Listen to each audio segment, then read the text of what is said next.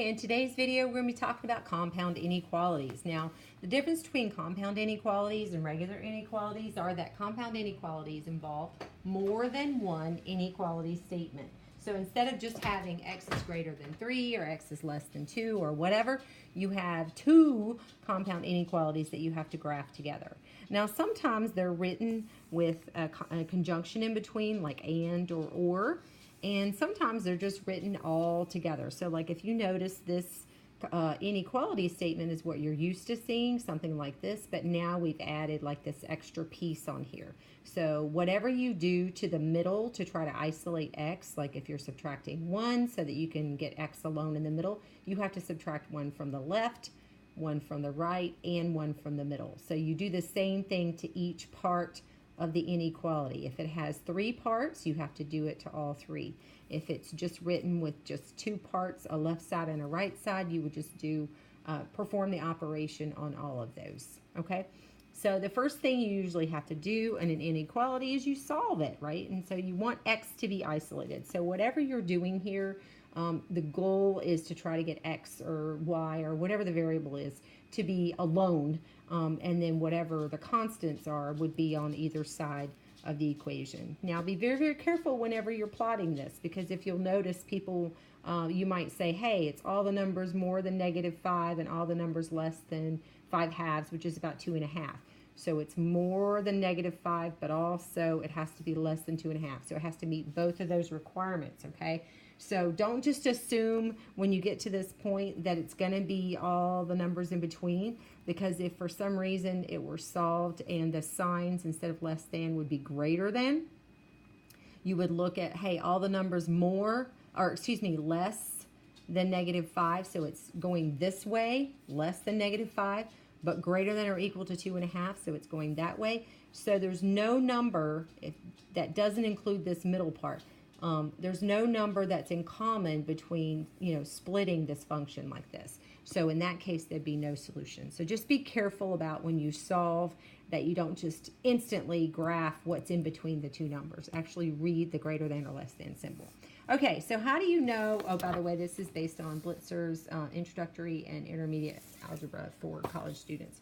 Okay, so how do you know the difference between and or? Well, if I were to tell you to wear a shirt that is short-sleeved and striped, then these are short-sleeved and these are striped. These might be what's in your closet, but the only thing that's short-sleeved and striped are the ones that are overlapping, right? So all of these are striped and all of these are short-sleeved. It's a Venn diagram. And so what satisfies the and is what's in common, okay? Similarly, if I want you to tell me what numbers are greater than 2, but also less than or equal to 4, well, here's all the numbers greater than 2. Here's all the numbers less than or equal to 4, but I want to know what's in common, okay? So if I graph each part, I'm looking at what's in common. So this would be my solution. And then I would write it in interval notation. Conversely, if the statement is separated by or, like you can pay with cash or credit, for example, then you have more options. So if I told you to wear short sleeve or stripes, all of these would be okay, because it's short sleeve, stripe, short sleeve, stripe, stripe. So they would all be fine, even though none of them are actually short sleeve and stripes. But I said or, so you get the option. So this is much more open. It includes everything in the short sleeve category and everything in the stripe category in your closet. So in this case, when you plot the x, all the numbers more than 2, all the numbers less than or equal to -2, well, if I say you can have either or, you just include both. So you combine all of the answers for each of the scenarios or each of the sets, and that would be your final solution.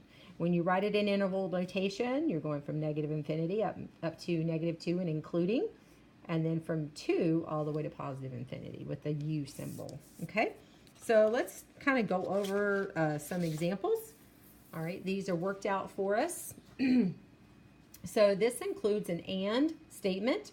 So again, whatever you do to one side of the inequality, you need to do the other, just like you would an equal sign.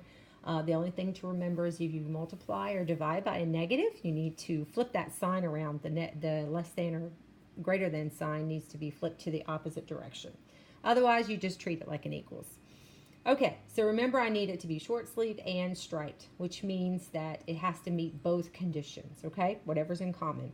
So if I were to plot the first statement, all the numbers less than 8, and the second statement, all the numbers less than 5, the only thing that's in common are just the numbers that are less than 5. And so I can't include 6 or 7 or 8, even though they're included in this part, because they have to be included in both. So like these would be representing like all the long sleeve striped shirts or all the short sleeve non-stripes or whatever. You know, they're included in one but not included in the other. So it's just what's overlapping. And the reason we graph it 3 in a row is just so you can kind of see how if you slid them on top of each other, you can see what's in common, but you don't actually have to draw 3 graphs every time. You'll get better at that. Then you'll write the answer in interval notation. So here's another and statement. So it's all the ones that are greater than 5. These are numbers more than 5. And also all the numbers that are less than 2. Well, if you were to slide the first number line over top the second number line, you would notice that nothing is in common. Okay, numbers that are more than 5 are never going to be less than 2. So there's actually no solution here, okay? Now, common statement is, or common error, students see the 2, students see the 5, and they plot everything between 2 and 5. But you need to actually read the direction of the greater than or equal to, greater than or less than signs, okay? All right, so then here's an or. This is a little bit more open. You can use cash or credit, wear stripes or short sleeves, whatever your choice is, right? So it includes all those things. So the first solution is all the numbers less than 5. The second solution is all the numbers greater than or equal to 8. So you can use cash or you can use credit, and so you just overlap them. And so everything, you get to include everything from both of them. So you put them together. And so when you put them together, it includes all of these numbers. Sometimes when you put them together, like over here, when you lay this this graph on top of this graph goes forever left, and this graph goes forever right, and they overlap. So the answer is all real solutions. So it's basically everything on the graph, all the real numbers. So sometimes that can be an answer. So sometimes you can have no answer. Sometimes you can have all the numbers. Sometimes it's split like this. And sometimes it's just the stuff that's in common. So it just kind of depends on the actual problem. All right, so now these are a little bit different because they don't have the word and, they don't have the word or. They're actually written all together. But just so you know, all of these statements that are combined into one statement, so you can tell this is a compound inequality because it has 2 inequality signs, they're all going to represent and. So basically, we're limited to what's in common, like the Venn diagram, okay? So it has to represent one and the other. So if you look at this very first one, we want all the numbers that are greater than -2. So we start with -2 and start going up, okay? But they also, like it has to include also the numbers less than or equal to 1. So the only numbers that satisfy both of these, okay, are the numbers between -2 and 1. And so we would write it in interval notation like this, okay? So I didn't draw 3 graphs this time. I just drew the combined graph. Okay, now this one, again, the tough thing is you want to solve for x. There's only one x here. It's in the middle. There's no x's on the left or the right, so you don't have to move anything around. So we solve for x. So we want all the numbers more than -3, but less than -6.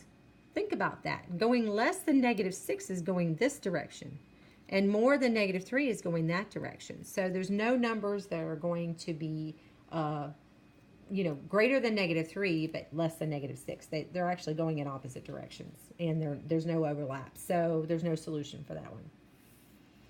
Okay, in this one, we want the numbers more than -2, but less than 2. So more than -2, but less than 2. And so sometimes it helps to go ahead and put just the parentheses or the bracket and kind of get a feel for if there's going to be overlap or not. And then this is how you would write it in interval notation.